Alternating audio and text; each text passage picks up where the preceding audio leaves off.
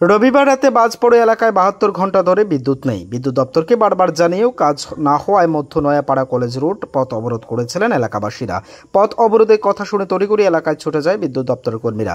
বিদ্যুৎ কর্মীরা এলাকাবাসীকে জানান নতুন ট্রান্সফরমার দেওয়া হবে, এরপরেই পথ অবরোধ আন্দোলন প্রত্যাহার করে নেন। এ বিষয়ে এলাকার এক বাসিন্দা জানিয়েছেন,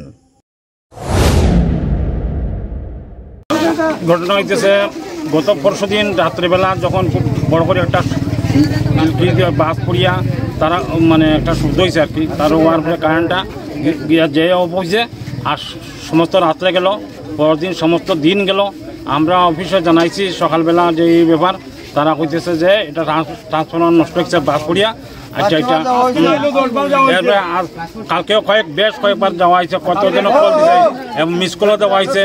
তারপরে আজকে দিনের বেলা মানে আমরা 15-20 জন গেছি, জায়গা তারা খুঁজছি, তারা খুঁজছে যে আজকে দিনের ভিতরে দিব। আমরা সমস্ত দিন অপেক্ষা করছি তারার লাগি, কিন্তু তারা আইছে না। এর সন্ধ্যা বাধ্য হইয়া পাড়ার সবাই মিলিয়া আমরা এখানে রাস্তার মধ্যে রাস্তা বন্ধ করে রাখছি, যাতে এতে কোনো গাড়িগুড়ি যাতায়াত না করতে পারে। যতক্ষণ পাহাড় হাউস থাকি নাই আমরা লাইন মেরামত করে না দিতে, ততক্ষণ পর্যন্ত আমরা এটা রাস্তা অবরোধ করে রাখবো। জানানি তারপরে এখানে অন্তত না হইলেও 200-250 পরিবারের বাড়িতে কারেন্ট নেই।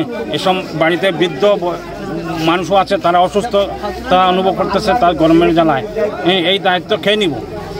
প্রশাসন তো এসব দায়িত্ব তো প্রশাসনের, যে কোনো কিছু মেরামত করা বা কারেন্ট নষ্ট হইলে এটা গোলযোগ হইলে তাদের দায়িত্ব। আমরা বারবার তাদের অভিযোগ জানানিয়া যদি আমরা এটার কোনো রিপ্লাই না পাই বা আমরা বোকা বানাইয়া তারা চারিদিকে আনতে যে এখন যে মুহূর্ত করিয়া তারা সমস্ত দিন কয়েছে। আজকে কত সময় ধরে কারেন্ট নাই আপনাদের? 3 দিন ধরে কারেন্ট নাই, 72 ঘন্টা হয়ে গেছে। এক কথায় 72 ঘন্টা ধরে আমরা কারেন্ট নেই। Bureau report, S Bharat live 24 hours.